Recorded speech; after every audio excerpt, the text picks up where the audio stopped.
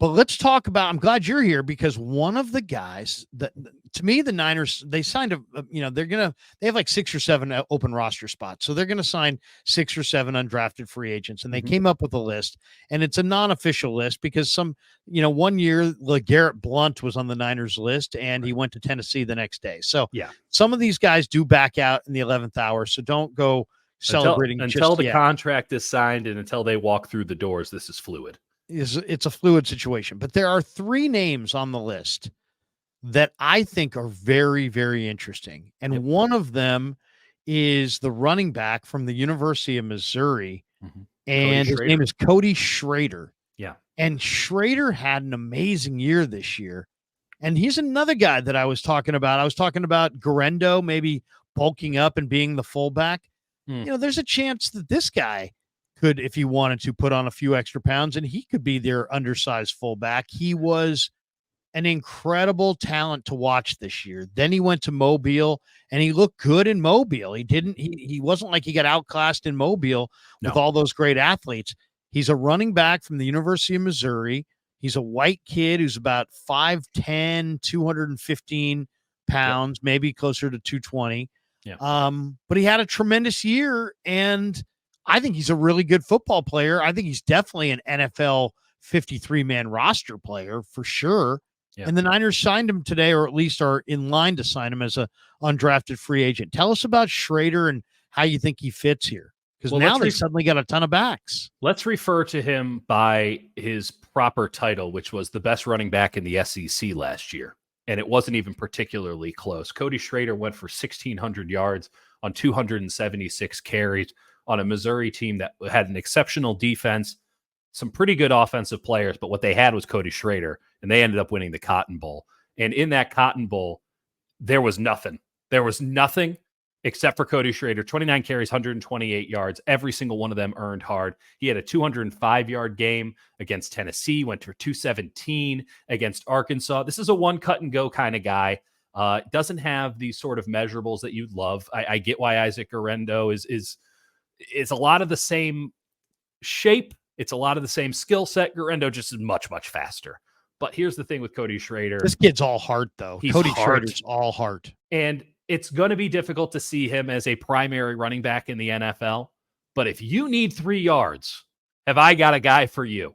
Because you're not bringing him down. He just wants it more. This is a guy who started his career at Truman State in the middle of Missouri and walked on to the University of Missouri football team and worked his way up from 11th on the depth chart to be the best running back in the SEC, probably the best running back in college football last year. Should have been a Heisman Trophy finalist, came just short of that. When you think about the 49ers running back room depth right now, it's obviously Christian McCaffrey 1.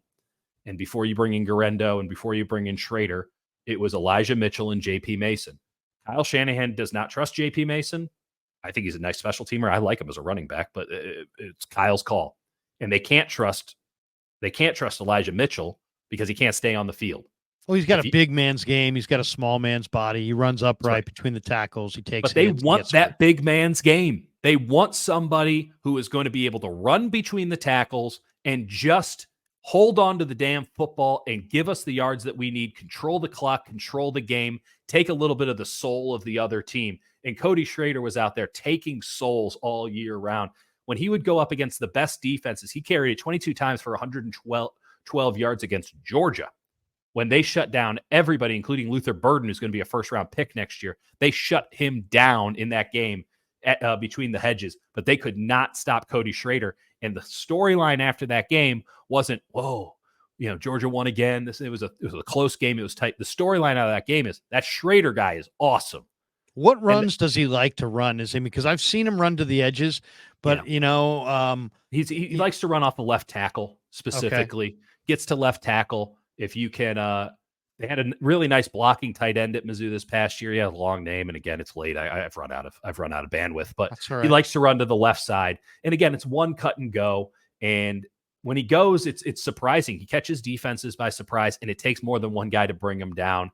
I think he has a real shot to be running back 3 on this team, and that they punt Mason because they've made a lot of improvements on special teams where Mason is very important as a gunner. And so they have a lot of guys who can do that now. So you're now having to look at JP Mason almost strictly because his true value to the team in special teams is sort of diluted with all the great special teamers they've brought in this offseason, both in free agency and the draft. Now you have to look at him strictly as a runner. And while I like him, I like Cody Schrader more. Again, I'm biased, Larry. Cody Schrader was the man for a team that in the best conference in the country. He was the offense a lot of times. Oh, and he looked good in the All-Star games. I mean, the Niners have added 2 really exciting backs. One that does it for the stopwatch in Guerrero, who's a freak. 220, and he runs in the 4.3s, low 4.3s. Right. And then this kid Schrader, who's all heart. Yeah.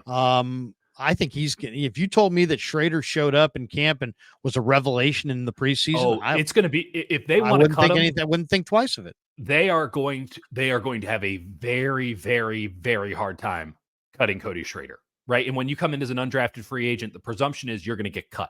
They are going to, it will be the last day of camp, and they are going to have to waffle one way or another on if they keep this guy or not. Let me tell you about the Tennessee game where he carried it 35 times for 205 yards. He also caught it 5 times for 116.